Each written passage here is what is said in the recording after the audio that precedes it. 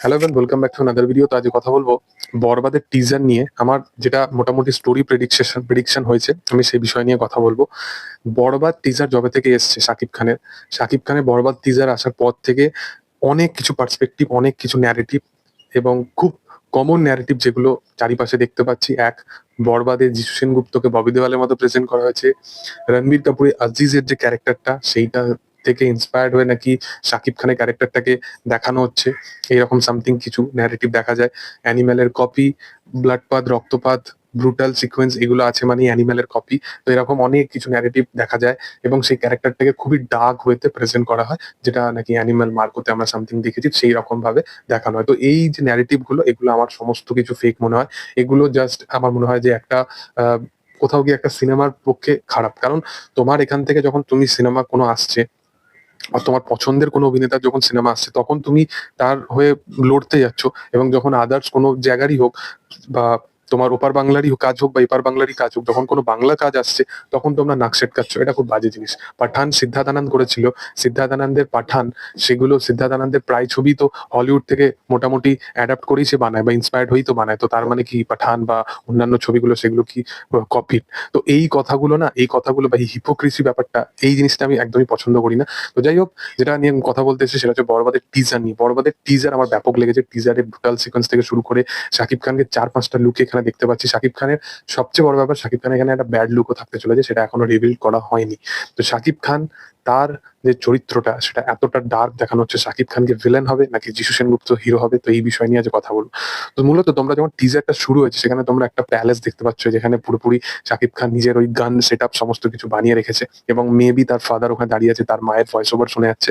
তো ওই জিনিসটা দেখে যেটা বোঝা যাচ্ছে আর কি, যে এই যে ক্যারেক্টারটা যেটা শাকিব খান, এই গল্পটার অ্যাকচুয়ালি দুটো পার্সপেক্টিভ আসতে পারে। প্রথম হচ্ছে যে ক্যারেক্টারটা, যেটা খুব সিম্পল একটা ন্যারেটিভ, যে সে তার সাথে ইদিকা, যেটা ইদিকার নাম মেবি মিতু হয়েছে, মিতুর ক্যারেক্টারের সাথে সে প্রেমে পড়ে গেছিল এবং প্রেমে পড়ে যাওয়ার পর সে ক্যারেক্টারটার এগেনস্টে কিছু একটা ব্যাপার ঘটে যাবে, যেটা রিভেঞ্জ ড্রামা হয়ে যাবে এবং ক্যারেক্টারটা নিজেকে লাইক কবির সিং খুব ডার্ক একটা ক্যারেক্টার বানিয়ে ফেলবে, যে ড্রাগ অ্যাডিক্ট হয়ে গেছে, এত কিছু হয়ে গেছে। তো এই বিষয়টা একটা সিম্পল ন্যারেটিভ হতে পারে। আর সেকেন্ড যেটা ন্যারেটিভ, সেটা হচ্ছে যে টুইস্ট এন্ড টার্ন থাকতে পারে। তোমরা জানো যে এই ক্যারেক্টারটার মধ্যে অনেক কিছু এরকম পার্টিকুলার সিকোয়েন্স আছে যেগুলো তোমরা টিজারে ফলো করবে। একটা হচ্ছে এই ক্যারেক্টারটার উপর কেস চলছে, মানে উকিল কেস করছে, একটা একজন বড় অভিনেতা, তাকে দেখতে পাচ্ছি আমরা। যিশু সেনগুপ্ত জেলের সিকোয়েন্স থেকে বেরোচ্ছে এবং শাকিব খানের কিন্তু দুটো চরিত্র আমরা এখানে ফলো করতে পারছি। শাকিব খানের একটা চরিত্র যেটা খুবই ব্রুটাল, খুবই একটা সিকোয়েন্স, মানে খুবই তাকে দেখতে পাচ্ছি। সে ড্রাগ অ্যাডিক্ট, সে এমন এমন কিছু কাজ করছে যেটা একজন প্রোটাগনিস্টের চরিত্র করে না, সম্ভবত প্রোটাগনিস্টের চরিত্র করে না। যে একজনের সাথে প্রেমে ইনভলভ ছিল এবং সেই জন্য সে ধোঁকা খেয়েছিল, সেই চরিত্রটা সম্ভবত এই জিনিসটা করে না। তো আমার মনে হয় যে শাকিব খানের এখানে কোথাও গিয়ে হয়তো দুটো চরিত্র থাকতে চলেছে। এরকম কিছু একটা সামথিং তুফানের মতো হয়তো হতে পারে।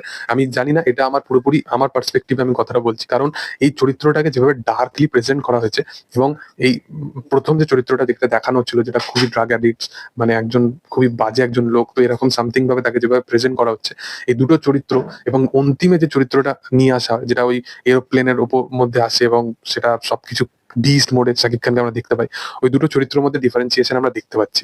আর একটা চরিত্র যেটা আমরা দেখতে পাচ্ছি, যেটা হচ্ছে যে পোস্টারটা ডিজাইনিং এর সময় আমি তো ভেবেছিলাম যে পোস্টারটা জাস্ট হাইপ বাড়ানোর জন্য একটা কিছু ডিজাইন করা হচ্ছে, বাট সেরকমও সামথিং কিছু নয়। সেটা অ্যাকচুয়ালি লিটারেলি সিনেমার মধ্যে আছে, সেই পার্টিকুলার সিকোয়েন্সটা, যেটা দেখতে ব্যাপক লাগে। এবং সে উফ, মানে লিটারেলি, মানে এতদিন ধরে হেটার্সরা যেরকম কথা বলছিল, যা কিছু করছিল এবং সেটা যেভাবে সাইলেন্সটা বললো, সেটা ব্যাপক ছিল। আমার টিজারটা খুব ভালো লেগেছে, বাট টিজার থেকে আমার মোটামুটি একটা স্টোরি লাইন তো খুব উঠে আসছেই, যেটা হচ্ছে ওই ইধিকার কানেকশনের ব্যাপারটা। ওইটা সামথিং কিছু হতে পারে। আর না হলে এটা হতে পারে যে এটা হয়তো যিশু সেনগুপ্ত, সেই ক্যারেক্টারটা এখানে অ্যান্টাগনিস্ট, তার হয়তো কোনো ভাইয়ের চরিত্র, হয়তো কোনো প্লাস্টিক বা এরকম সামথিং কিছু সার্জারি করে শাকিব খান আর একটা এসছে, এবং আসল যে শাকিব খান সেটাই হচ্ছে ওই যে গান নিয়ে লাস্টের দিকে আসছে। এরকম সামথিং কিছু একটা কাহিনী হতে পারে। আমি পুরোপুরি শিওর করে এই কথাটা বলতে পারবো না, কারণ বরবাদ নিয়ে তারা অনেক কিছু স্টোরি লাইন, অনেক কিছু কিন্তু হাইড করে রেখেছে। বরবাদের এখনো সবকিছু তারা দেখায়নি। তাদের জাস্ট টিজারটাই যথেষ্ট ছিল এই সিনেমাটাকে হাইপ বাড়ানোর জন্য। আদারওয়াইজ আগামী দিনে যদি এই সিনেমার কোনো কিছু পোস্টার বা ট্রেলার কিছু সামথিং আসে, আমি যদি গল্পটা সম্বন্ধে আরো কিছু বুঝতে পারি, জানতে পারি, তাহলে অবশ্যই সেটা ব্রেকডাউন করার প্রচেষ্টা করবো। বাট এখন যেটা আমার পার্টিকুলারলি মনে হচ্ছে, যে এই কাহিনীটা এইরকম সামথিং অ্যাঙ্গেলে দুটো ন্যারেটিভে যেতে পারে। তো এটাই হচ্ছে ব্যাপার। তোমাদের কি বক্তব্য? তোমাদের মধ্যে কিরকম স্টোরি লাইন থাকতে চলেছে বরবাদের, সেটা অবশ্যই কমেন্ট সেকশনে জানাতে পারো। ভিডিও ভালো লাগলে অবশ্যই লাইক, শেয়ার এন্ড সাবস্ক্রাইব করে দিও।